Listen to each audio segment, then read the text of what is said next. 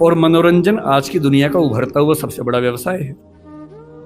YouTuber नाम का व्यवसाय हमारे बचपन में तो नहीं था, आजकल यूट्यूबर हैं। मैं तो बहुत यूट्यूबर से परिचित हूँ, बड़े अच्छे तरीके से दोस्त हैं मेरे। कितना वो मतलब उनके सामने आईएएस लोग बेचारे परेशान है कि हम क्यों आईएएस बने, यही बन जाते। मतलब एक एक महीने के 10 लाख, 20 लाख, 50 लाख, 1 करोड़, 3 करोड़ रुपए कमाते हैं, साथ ही प्रसिद्ध है बहुत ज्यादा। ऐसी दुनिया कहाँ किसने देखी थी?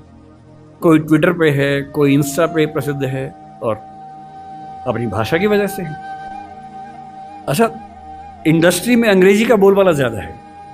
मैंने कुछ दिन पहले एक फिल्म में थोड़ा सा काम किया, उस फिल्म का नाम 12th फेल है, अभी आने वाली अगले महीने 27 अक्टूबर को आएगी वो फिल्म। उसमें मेरी भूमिका स्क्रिप्ट राइटिंग में ठीक ठाक थी और बाद में एक्टिंग भी मुझे करनी पड़ी। मेरा अपना ही रोल है, अपना ही कैरेक्टर है, छोटा सा है, ऐसा नहीं है कि मैं फिल्म का हीरो हूँ, छोटा सा रोल है। कहीं आप जाएं और आपको बड़ी निराशा हो, थोड़ा सा है। तो मैं स्क्रिप्ट राइटिंग कर रहा था, फिल्म हिंदी की है, विधु विनोद चोपड़ा उस फिल्म के डायरेक्टर हैं और प्रोड्यूसर भी हैं। तो उन्होंने मुझसे कहा कि स्क्रिप्ट हमने लिखी है लेकिन उसमें थोड़ा सा काम करने की जरूरत है। फिर तय हुआ कि हम फिर से स्क्रिप्टिंग करेंगे उस फिल्म की।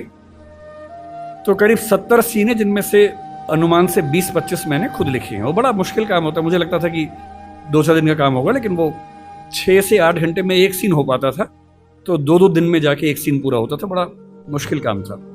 फिर खारिज भी होता था, उसमें फिर अमेंडमेंट्स होते थे। 100 बार तो फाइनल ही हुआ, फाइनल नंबर 2, फाइनल नंबर 3, ऐसे करते करते फाइनल होता था। इंटरेस्टिंग बात क्या है कि जब स्क्रिप्ट मेरे पास आई ओरिजिनल हिंदी भाषा में, पर रोमन लिपि में थी।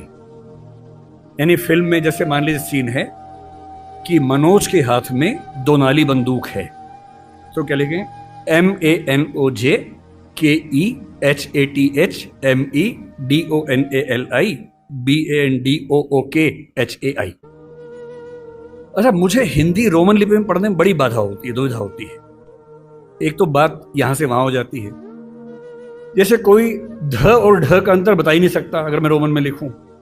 कोई ऐसा शब्द हो जिसमें ध और ढ में कंफ्यूजन हो जाए। अब मैं कुछ भी करके नहीं समझ सकता कि DH ध है कि ढ है, क्योंकि वो लिपि मेरी भाषा के हिसाब से बनी ही नहीं है। ड़ अंग्रेजी में मैं कितनी भी कोशिश करूं लिख ही नहीं सकता हूं, ण लिख ही नहीं सकता हूं।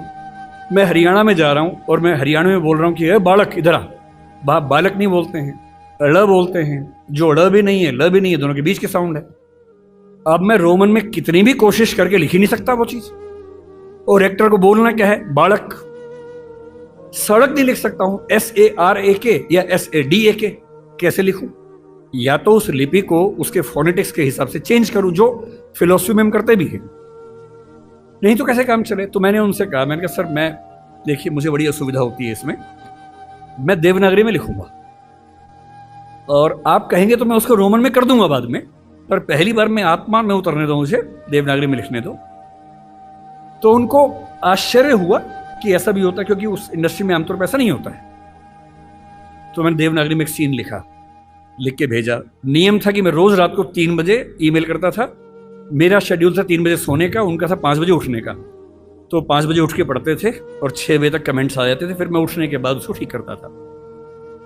तो जब पहली बार मैंने भेजा उनको हिंदी में सीन लिख के, तो नेक्स्ट डे वीडियो कॉल हमारी चल रही थी।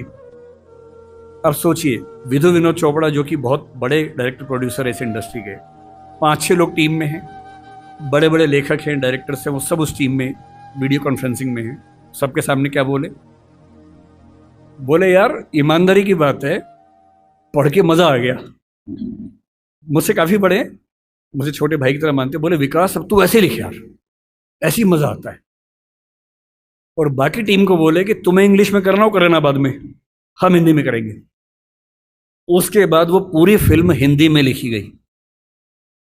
बाद में इंग्लिश में हुआ, जब शूटिंग हुई तो उसको इंग्लिश में कुछ एक्टर्स के लिए किया गया, क्योंकि हर एक्टर नहीं समझ पाता। विशेष रूप से मान लीजिए कोई एक्टर दक्षिण भारत से आ जाए, उसको हिंदी में फिल्म शूट करनी है, कैसे करेगा बेचारा? उसको रोमन में लिख के देते हैं। पर कुछ लोग हैं, अमिताभ बच्चन एक जमाने में ऐसा करते थे, आशुतोष राणा इस समय ऐसा करते हैं। मेरे मित्र हैं, कुछ दिन पहले बता रहे थे कि उनकी स्क्रिप्ट अभी भी हिंदी में लिखी हुई आती है, देवनागरी में लिखी हुई आती है।